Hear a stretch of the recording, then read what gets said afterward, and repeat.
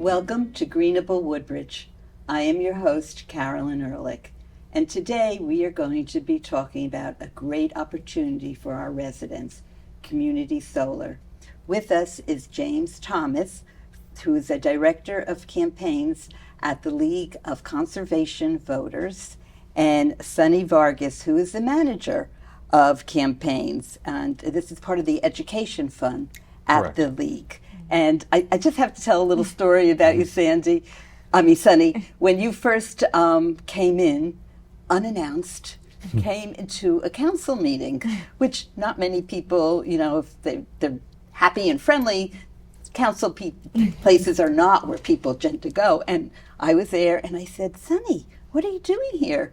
And she said, oh, I just want to help. I'm with the League and I want to help with outreach for community solar. And I think I gave you a hug. I was so excited. Brought her upstairs to meet the mayor. Yes. And I'm really very honored. Yeah. Sometimes I don't get those welcomes. and you have played a phenomenal role with us with the community solar. So let's start off by talking about your organization, the League of Conservation Voters, and what it is that you do. You want to go first? Sure, you can go ahead. Oh, okay, I'll go. So I was recently promoted to our campaigns manager, so I oversee our clean energy campaigns of offshore wind and community solar. So I have an amazing team of other organizers and get to work with James. So we really do a lot of community education on the ground. So I go to various municipalities across the state where they're developing community solar projects, or especially along the shore region, have the offshore wind projects that are developing. And I help the municipalities to understand what's going on. And then we work together to help the community understand. And more broadly, the New Jersey League of Conservation Voters, one of the things that we primarily do is make sure that we're safeguarding clean water, clean air, open parks, and our natural resources. So everything that we do is with the environment in mind. That's great. That's terrific. And you do very, very good work. So the reason why we've been working together lately is because of our community solar project. So can you explain to our listeners what that is? Yeah, very simple. So Community Solar Project, Community Solar itself is a program that was created by New Jersey. It's through the New Jersey Board of Public Utilities. It is a program where you can subscribe to a community solar project in your community. You don't have to put solar panels on your house. You'll get clean energy. You'll help with to fight climate change. And then you'll also save money, anywhere from 10 to 25% on your electric bill. That is great. That is really terrific. So who would be a candidate for community solar? Pretty much anyone in the area that lives in a municipality. There is a component of any project that has 51% low to moderate income, but anyone that falls outside of that area, anyone that's making above that income threshold, would be available for the other 49%. There doesn't require a credit score, anything like that. It's very simple, and I think one of the more also as important as well is New Jersey is transitioning to a clean energy future. And this is an opportunity for families and residents around the state to be able to be part of a clean energy program. That you nailed it. That's exactly what it is. And, for many people, it's great if you can actually get solar panels on your roof and take care of that. But for many people, either you can't afford it, your house faces in the wrong direction. Correct. Yep. In my case, I have trees, and I'm not cutting down trees to put up solar, but this way you can be part of the cleaner energy program by signing up for solar at through the community solar program. And so tell us about the warehouses and where these solar arrays are. Yeah. So as you kind of touched on before, folks that live in the community will not have to put panels on their individual roof. the actual solar farm will be somewhere in the community or a nearby community on a third-party location. So it's usually a commercial property, but can be a municipal base building as well. So these are large-scale projects. They can be up to 5 megawatts large. Usually they're retrofitted on top of like a Target or a Costco, somewhere with a big enough area space. And then what you can do is you can go to the project finder, which is a BPU website or Board of Public Utilities website, type in your zip code, and it'll actually match you to a few projects if you have multiple in your area. And it'll kind of give you some more details of like who the developer is, where the location of the project is, so whether it's on top of a municipal space or a commercial space, which is really interesting. That now we've moved into an era where you don't have to have panels on your home. I know for my family as well, like we actually rent our panels. My parents didn't have high enough credit score to own their own panels. So it's a tricky situation if you ever want to move and sell your home. And likewise, we have the same thing. We couldn't put panels on our entire roof, just a portion of our roof, because we have several trees. We're down by the Pine Barrens. So, yeah. So, we're not going to cut those two down. Environmental issues, the trees, which are important. Open space. Right. So, but yeah, so this solves a lot of questions that a lot of people have. Now, you've been helping us tremendously with the outreach and education. Tell us about how you played a role there. Oh, yeah. So we've been trying to hold in-person education sessions with partnerships from the mayor's office as well as the local library, and we're working with the senior centers as well. So we're holding these sessions for about an hour, maybe an hour and a half. We just did one recently a few weeks ago, and we actually did 2 sessions. We had a wave of people come at one time, and then another wave of folks come a little bit later. But that way we're able to sit down with them. We present a slideshow of like, what is community solar? What are the basics of the program? Some frequently asked questions that we know just from interacting in the community they typically have.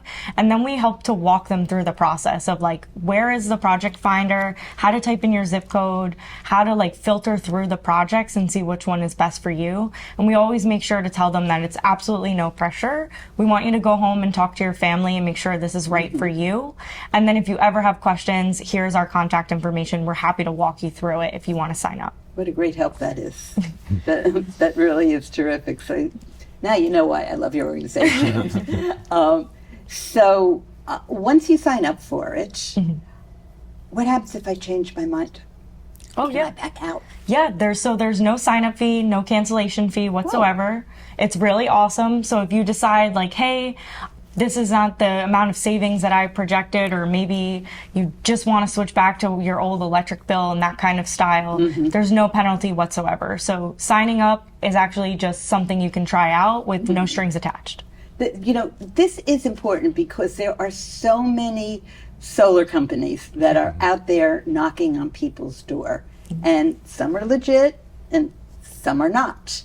But we're here because I want everybody to know, and the mayor wants everybody to know, that this is a legit program. And so it's just so important because people don't know. They're confused, and this is a good one. Definitely. Yeah, and I think that people, there is a level of confusion out there, and I think that one of the reasons why we place such a strong emphasis on public education, whether it's through the information sessions that we've had at the library, along with having a conversation and dialogue with different groups and different organizations within the community, but then also talking to people in the community, you know, door to door as well. And so throughout all of those different methods and processes, we've been able to get a better understanding for what some of the fears are around solar, but making sure that residents know and understand that this is a government program. Okay, you know, this is not a fly-by-night program. It's been in existence for about 3 years. You know, the program is part of like the larger scope of New Jersey. You know, being on path to having 100% clean energy. You know, which is very important. And community solar is a great opportunity for not only the climate aspects of it, of trying to decrease carbon and other greenhouse gas emissions, but also the workforce development opportunities are as well. You know, so there, someone can become can go into and start this, as a position as a, constructing solar panels on a roof, and can make a decent, livable sustaining job for their families, and have a good wage for themselves. So there's the workforce development opportunities around that. And there's other things as well, is just continuing to make sure that transitioning to clean energy is not only does it ultimately save our environment, our work to help save our environment around climate change, the economic development opportunities, the workforce development opportunities, but then also the public health aspects as well, which is vitally important. Yeah, and I just wanted to add to that. So as James touched on, this program has been in existence for 3 years here in New Jersey, but it has existed in other states. So other states across the U.S. have experimented with community solar, and why it's so awesome is that you don't get to have solar panels. You don't have to have them on your home. And I think it really shakes up what we thought solar could be. Mm-hmm. So it opens it up for people that wouldn't ever have had access to clean energy or solar energy. And we just want to stress to folks, like James said, that it's safe, it's backed by the board. We've implemented a permanent program, and we're in the process of that. So it's not going anywhere, and it's here to stay. And I think we only have more work to do with getting out to the community to make sure they understand this is an opportunity for them. And I do want to emphasize, I don't want people to go into this with the idea that it's a huge savings. Mm-hmm. It's a savings, yes, but it's not huge. Yeah. But what the true benefit is that you're now part of trying to make this a cleaner environment, fighting climate change, and just making the earth a better place to live without having to do anything except to sign up. Yeah. And Caroline, I just kind of want to put it in perspective for a second.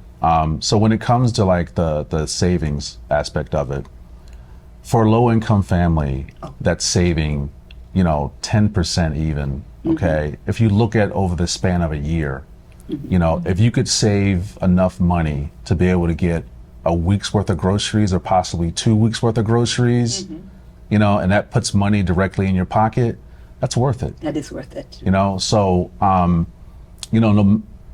for someone who's low income or moderate income that's working minimum wage or not working at all on a fixed income, provides an opportunity for them as well. And even if it's not groceries, it's something else that they could do with that money. And while we're talking about that, Woodbridge, as well as the rest of the state, we're very concerned about the people in our community who are underserved, which is, the people with lower incomes. And this program is built for them, and it emphasizes this group of people. So do you want to talk about how that happens, that they get a bigger share of it? Yeah. So essentially every community solar project that's built reserved 51% of the spaces that are available for subscribers to sign up for folks that fall under the low to moderate income status. So they want to make sure that, and the state definitely wanted to make sure that there's an investment in historically overburdened communities that have been left out of the clean energy transition. And I think, as James touched on before, bringing in the local job aspect. So when a community solar project is built in a municipality, there's little to no training required for you to start working on that project or to get involved in that. So if folks in the community are looking for a job or a career change, you don't have to have any experience. The solar developers really help folks to transition into that workforce. So I think not only will you get those savings, it's also helping to provide clean energy as we move into a 100% clean energy future, which is exciting. We have local jobs. This is something that can really be celebrated. So it's a really cool program. Now, if it were up to me, I would have, so we are doing a lot of warehouse construction here in Woodbridge. I would want to have solar panels on every single roof. But BPU and PSE&G have had, I think, they've had to put restrictions on that. So how does that work? What happens like when this program gets filled up? How do we get more on board and make this project grow and grow and grow? Yep, I'm glad you asked that. So one thing we try to tell everyone, especially at our education sessions or when we hold virtual webinars as an organization, is the more folks that go and visit the Project Finder and subscribe, it actually encourages the Board of Public Utilities to greenlight more projects to be built by solar developers. So right now we're in a phase where maybe roughly half of New Jerseyans have access to a community solar program. So if you were to go, put in your zip code and see if there's a project near you, most would be able to. But say, for example, like me, I live down in South Jersey, kind of in Ocean County. So there's very limited projects. We actually just, I think, had our first project pop up, which is exciting. But once all those spots get filled, the rest of folks are kind of left out if you didn't sign up early. So we have to make sure that we continue to show the board that we want to. Our organization's also been doing some asks, like we have a petition out right now, and we're also doing like a little generated email campaign where we send comments to the board telling them that New Jersey supports community solar. Let's have more projects be built, because I think the concern by the BPU is that we build all these projects and no one will subscribe. So they're kind of taking it slowly, but we're showing them that no, there is a real demand. Once the community understands this, they're definitely on board. That is great. And I think that keep pushing them. yeah. And Caroline, the other thing that I also wanted to highlight that Sunny had brought up is that, and the other thing that we emphasize as well is that each project has a limited number of spots, right? And we are urging people to sign up. We want folks to take the time to educate themselves, do their own research around the project, go through the Project Finder, sign up, ultimately, and subscribe. While that's happening, and like Sunny had mentioned, those, as the slots become, start to fill up, it's important to be able to make sure that we're doing as much as possible to make sure that this program is more available for residents around the state. And so while there is, and I'm just kind of just echoing what Sunny had said, while there are a good portion of people around the state, or residents around the state, that are eligible for the program, there's also a lot of people that aren't, right? So the most important thing is to try to open up that opportunity as much as possible. So we've been talking very generally about how this impacts the clean energy and the clean air, and let's go into that in a little bit more detail. Yeah. So how is solar better than what we're using right now with the gas? And so I can jump in, and I'm sure James can build off. So New Jersey relies very heavily on natural gas to power everything in this room. Lights are not done by magic.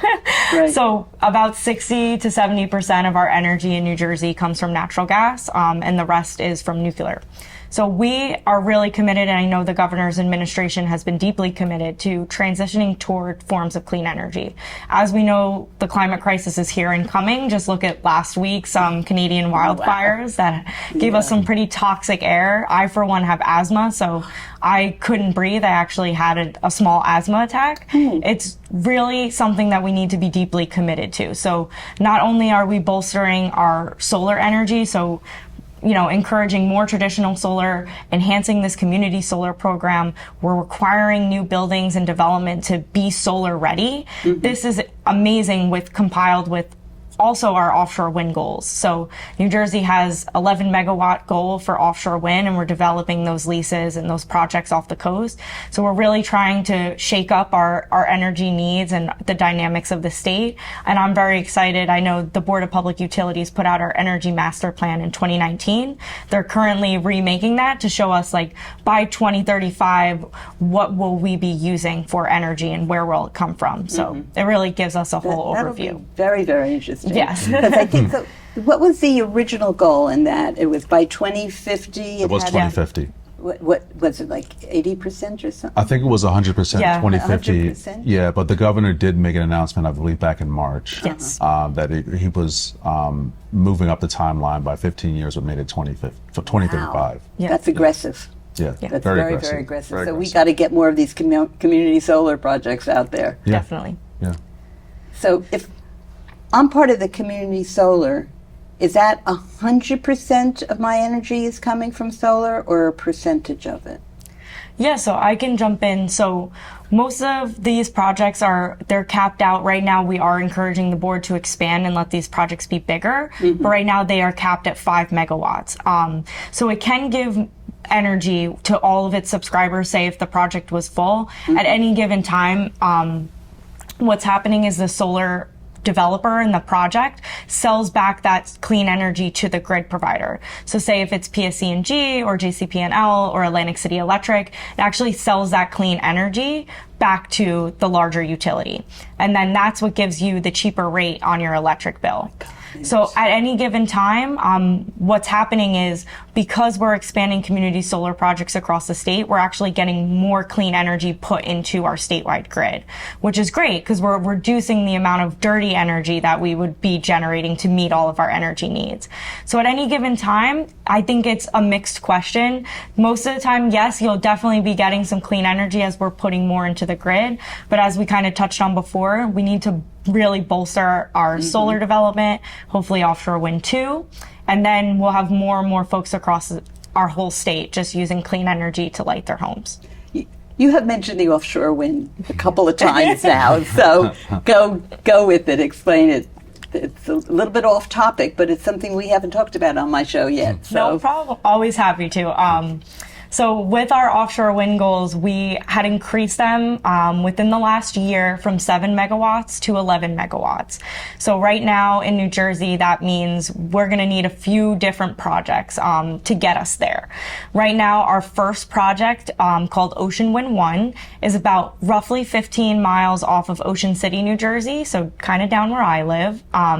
This project will have a little over 100 turbines. It's called Ocean Wind 1, and it's set to begin construction at the end of this year, early next year. It's very exciting.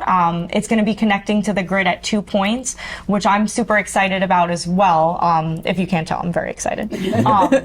But basically, they're using old fossil fuel infrastructure and an old nuclear plant to bring those back online to bring clean energy to the grid. So that's a really great thing to use old stranded infrastructure that were properly sited for a substation and repurpose them to give them a second life.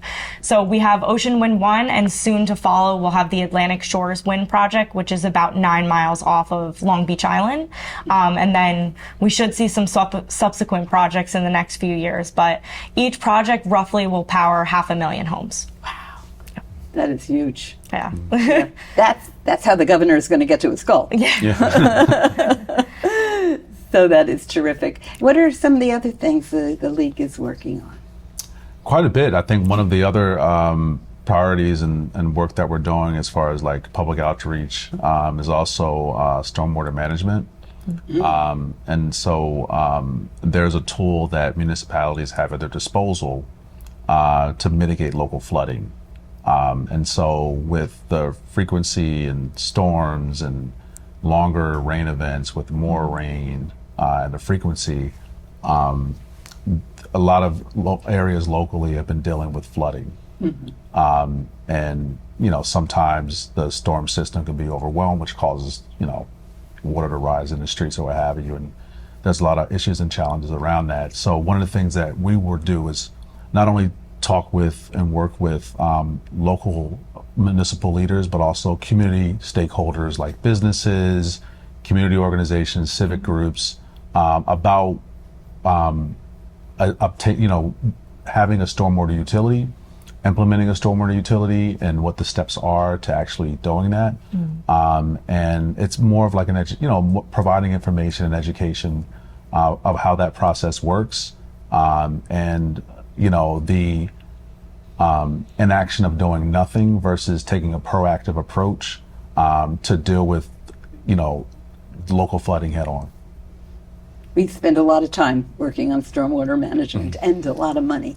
Yeah, it's expensive, but it's worth it. And where we have done stormwater management projects and drainage projects, we are seeing less of the flooding impacts. It Yeah. really, that investment It is. really, really works. It is, and there's a lot of different methods like green infrastructure projects, right? I think a lot of times when we talk to residents in local communities and they see that green infrastructure projects as a huge opportunity to like suck up a lot of the water that's coming down and like deal with like any type of like we call impervious surface that might not absorb the water directly. It's a really good opportunity for folks. And once people understand and see that, along with other steps that can mitigate flooding, it makes sense to a lot of It people. absolutely does. We Yeah. love our rain gardens. Oh yeah. So, Yeah. it's time to wrap this up, and I want to get back to the community solar because Yes. I want to have you do a pitch why this is something that every one of our residents should sign up for, and why if they aren't fast and they get closed out, why they have to get in touch with BPU and tell them that they have more. Yes. So, give us a pitch, one last pitch. Yeah, I can jump in. So I really think, as we kind of talked about, community solar is about equity. Really, so many folks were left out of solar energy if you didn't own your home, if you didn't have a high enough credit score, if your roof was in proper conditions or facing enough sunlight. This gives you access because the solar panels will not be on your property. They will be on a third-party location where all you have to do is choose to subscribe. There's no sign-up fee. There's no cancellation fee. If you end up not liking it, you can back out at any time. And as we talked about, there is some minor savings. So if you are low to moderate income, or even my family is, medium income, middle class, saving 10 to 25% per month. I know my parents still help me with my loans, so a little extra cash goes a long Always way. helps. Always helps. So all the other prices are going up. Nice to have something go down. Exactly. So this really is like an opportunity for you to jump in and be a part of the clean energy transition. I think one of the main points for us as an organization too is that we fight for clean air, clean water, open green spaces. We know that the climate crisis is a crisis. We want to make sure that more folks are getting involved in clean energy and showing that our administration, so showing the BPU, showing the DEP, showing the governor's office, that this is what New Jersey wants. So we don't want to backtrack in any way. So we really want to show that this is here to stay. Great, thank you. And thank you for everything that you do. So we have a little under a minute. James, do you want to give some final words? Yeah, I mean, I think the most important thing is go to the project finder, look at where their community solar projects are in your community, sign up for it. If there's not, sign a petition and reach out to the Board of Public Utilities and tell them we need more. Yeah. Great. Well, Yeah. thank you so much. This has been enlightening, and thank you for all your outreach efforts and everything that the League does, not just for Woodbridge, but for the whole entire state. You're a wonderful organization. I'm a big fan. And thank you, everyone, for watching Greenable Woodbridge and for being part of the excitement and part of the change.